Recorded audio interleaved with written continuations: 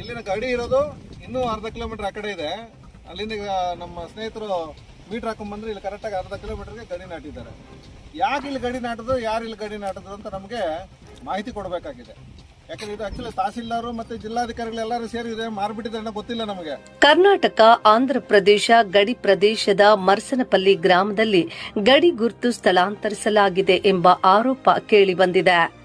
PMGSY ರಸ್ತೆ ಕಾಮಗಾರಿ ವೇಳೆ ಹಳೆಯ ಗಡಿ ಕಲ್ಲನ್ನ ಕಿತ್ತು ನೈಜ ಗಡಿಯಿಂದ ಸುಮಾರು ಅರ್ಧ ಕಿಲೋಮೀಟರ್ ಒಳಗೆ ಹೊಸ ಗಡಿಕಲ್ಲು ನಾಟಲಾಗಿದೆ ಎಂದು ಗ್ರಾಮಸ್ಥರು ಆರೋಪಿಸಿದ್ದಾರೆ. ಇದರಿಂದ ಕರ್ನಾಟಕದ ಭೂಭಾಗವನ್ನ ಆಂಧ್ರ ಪ್ರದೇಶದ ಕಡೆಗೆ ಬಿಟ್ಕೊಟ್ಟಿರುವ ಅನುಮಾನ ವ್ಯಕ್ತವಾಗಿದೆ. ರಸ್ತೆ ಕಾಮಗಾರಿ ಹಾಗೂ ಗಡಿ ಗುರುತು ಕುರಿತು ಅಧಿಕಾರಿಗಳಿಂದ ಸಮರ್ಪಕ ಮಾಹಿತಿ ಸಿಗುತ್ತಿಲ್ಲ ಎಂದು ಗ್ರಾಮಸ್ಥ ಶಿವರಾಮ್ ಆಕ್ರೋಶ ವ್ಯಕ್ತಪಡಿಸಿದ್ದಾರೆ. ಜಿಪಿಎಸ್ ಸೇರಿದಂತೆ ವಿವಿಧ ರೀತಿಯಲ್ಲಿ ಪರಿಶೀಲಿಸಿದಾಗ ಗಡಿ ಕಲ್ಲಿನ ಸ್ಥಳದಲ್ಲಿ ವ್ಯತ್ಯಾಸ ಕಂಡುಬಂದಿದೆ ಎಂದು ಅವರು ತಿಳಿಸಿದ್ದಾರೆ. ಗಡಿ ವಿಚಾರದಲ್ಲಿ ಇಷ್ಟೊಂದು ದೊಡ್ಡ ವ್ಯತ್ಯಾಸ ಹೇಗೆ ಸಂಭವಿಸಿತು? ಗಡಿ ಕಲ್ಲು ಸ್ಥಳಾಂತರಿಸಿದವರು ಯಾರು? ಅನುಮತಿ ನೀಡಿದವರು ಯಾರು ಎಂಬ ಪ್ರಶ್ನೆಗಳನ್ನು ಗ್ರಾಮಸ್ಥರು ಮುಂದಿಟ್ಟಿದ್ದಾರೆ.